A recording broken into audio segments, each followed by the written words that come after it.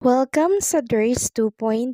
Fresh at nagbabagang happenings ba ang hanap mo? Mga padabarkads man yan o mga trending topics? Pwes, sagutin natin yan. Kaya naman isubscribe nyo na ang ating channel para sa mga nagbabagang balita everyday.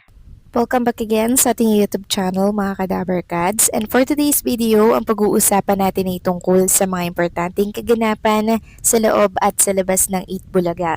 So kanina may handog po na Mother's Day special po ang Dabarkads natin sa studio po ng Itbulaga na kung saan binasa nga po nila yung mga mensahe ng ilang team online para po sa kanilang mga ina. Kasabay nito ay ang kanta mula po sa mga Dabarkads natin na siyang inalay po nila sa mga nanay, sa mga ilaw po ng tahanan. Habang nagkakantahan nga po hindi mapigilang maiyak ng ilang Dabarkads natin sa studio. Tunay ngang walang katumbas ang pag-aaruga at pagmamahal ng mga ilaw po ng tahanan. At nakakatuwa lang na ang programa po ng Itbulaga ay naghandog ng simpleng pagbate para alalahanin po ang mga ina ngayong darating po na Mother's Day. And also bumati din po ang mga Itbulaga hosts sa kanilang mga nanay at may bahay. Si Raisa May naging emosyonal na nagbigay po ng mensahe sa kanyang Mami Riza na talaga namang napakalaki po din ng sakripisyo po sa kanya. Sa araw-araw po na pagpasok niya sa Itbulaga, si Red emosyonal din po maging si Paulo Ballesteros. Ang mga clone syempre bumati din. Ang nakakatuwang pagbati nga po ay yung kay Roel Carino dahil bago bumati po sa kanyang ina, bidang-bida po ang pula-pula. Pula po kasi ang buhok ng kanyang ina na siyang kinatuwa po ng marami mga kadabarkads. Meron pa nga pong nagsabi doon na itong mami po ni Roel daw ang tunay na ina ni Ian Red kasi nga po red. At bilang Mother's Day nga po, nagpadala ng mga regalo ang Mr. Donut and Lemon Square sa studio po ng Itbulaga na siyang binamahagi or shinare din po ng TBJ sa mga audience po natin sa studio. Lahat po yan ay nabiyayaan ng regalo mula po sa mga butihing sponsors ng programang Itbulaga. And kanina naman po sa The Age is Right mga kadabarkads, grabe bumuhos po ang iyakan dito sa studio po ng Itbulaga. Nauna na pong nag-guest sa kanila itong si Ma'am Marizel ng Saudi Arabia. Through monitor po nakausap po yan ng mga Itbulaga host natin mga kadabarkads. Kakaiba naman po yung kanyang kwento kanina. Ito naman ay tungkol po sa kanyang anak na twins na kung saan ay magkadikit po mga kadabarkads yung ulo and yung struggle po mga kadabarkads sa pinagdaanan niya at ng kanyang anak. Yung hirap po mga kadabarkads.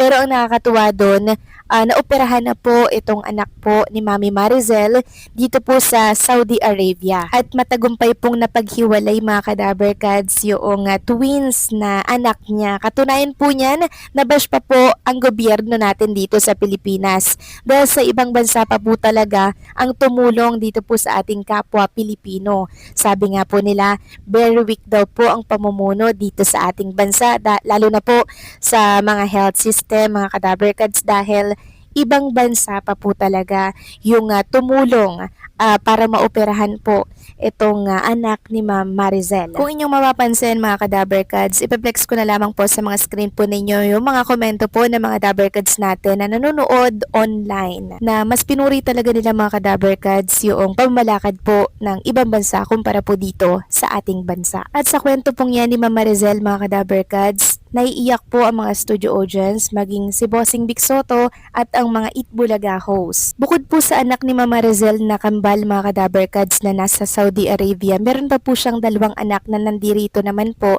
sa Mindoro. At ang nakakatuwa pa niyan mga kadabarkads, sagot na daw po ni Bossing Vic Soto or ng Itbulaga ang pag-aaral po ng dalawang anak ni Mama Rizel na siyang kinatuwa po ng mga dabarkads natin. Actually, habang nagkukwento nga po si Mama Rizel mga kadabarkads, nakita ko si Raisa May Dizon na umiiyak nakatalikod habang siya po ay nakikinig sa kwento po ni Mama Rizel. Kaya naman kudos sa programang Itbulaga dahil marami po talaga nilang natutulungan and also naipamamalas po nila sa ating mga manonood yung mga kwento po ng mga kababayan natin na hindi po nakikita ng iba.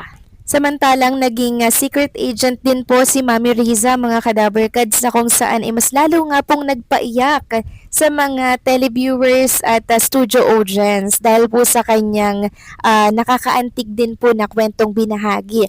Tungkol naman po ito sa sakripisyo niya and also kay Raisa May Dizon. Grabe mga kadaberkads, habang nanonood nga po ako sa The Age is Right kanina, hindi ko po mapigilang tumulo yung aking mga luha dahil sa aking mga napapakinggan po na mga kwento po dito sa The Age is Right. Lalo na po kay Mami Riza na talaga namang ginapang niya po si Raisa May para po yung pangarap po ni Raisa May ay maisakatuparan.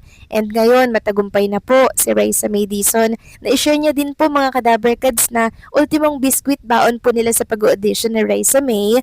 Eh talaga namang hinahati pa daw po nila mga kadaberkads para lamang po hindi magutom si Raisa May or binibigay niya na lamang kay Raisa yung biskwit na yun. Isang biskwit yun mga kadaberkads. At habang nagkukwento nga po itong si Mami Riza mga kadaberkads, si Raisa May Dizon naman hindi po niya mapigilan na tumulo po yung kanyang luha kasi ramdam niya po mga kadaberkads yung hirap na pinagdaanan niya nung time po na nag-audition sila sa Itbulaga and nung time na nawalan po ng trabaho yung kanyang papa. Sa tingin daw kasi niya mga kadaberkads kaya siya sumali dito sa pag-audition sa Itbulaga dahil ito po yung makakapagsalba sa kanilang kabuhayan.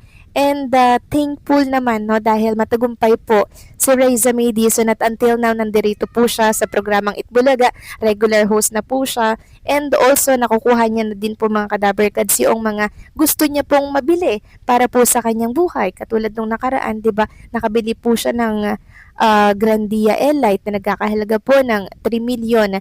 So, deserve ni Raisa May Dizon yan mga kadaberkads dahil sa sakripisyo, paghihirap, and also doon po sa pagtitiis para po makaabot sa tugatog po ng tagumpay. Grabe mga kadaberkads, sobrang nakakaiyak po ang kwento, ang episode na to ng programang Itbulaga at kanina nga po tinitingnan ko po yung online viewers nila, parang pumalaw po sa 128k. During closing po yun ng The Age is Right mga kadaberkads at tinitingnan ko nga po yung mga studio audience, grabe iyak na iyak talaga sila sa episode ngayon. Kaya thankful din po tayo sa Itbulaga mga kadaberkads dahil talagang marami po nilang natutulungan. Isa na po doon si Raisa May Dizon na talaga namang ginawa po nilang regular host sa programang Itbulaga kasi si Raisa May Dizon po talaga ang inaasahan po ng kanyang pamilya. Kung baga si Raisa May po ang breadwinner dito po sa pamilya po ni Mami Riza. Kaya lubos din po ang pasasalamat ni Mami Riza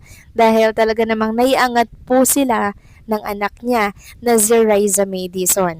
And also, gulat na gulat din po si Raisa May Dizon kanina nang makita niya po si Wally Bayola. Yes po mga kadaberkads, nasa studio po siya ng Itbulaga ngayong araw po yan ng Sabado. Sobrang special po talaga ng episode na to mga kadaberkads at sana po lahat ay may makuha po na aral ang mga nanood po ngayong araw mga kadaberkads. Laban lang at wag susuko dahil bukas meron pong pag-asa na nag-aantay para po sa ating lahat. So paano mga kadaberkads, hanggang dito na lamang po ang update natin at maraming salamat sa patuloy po na pagsuporta.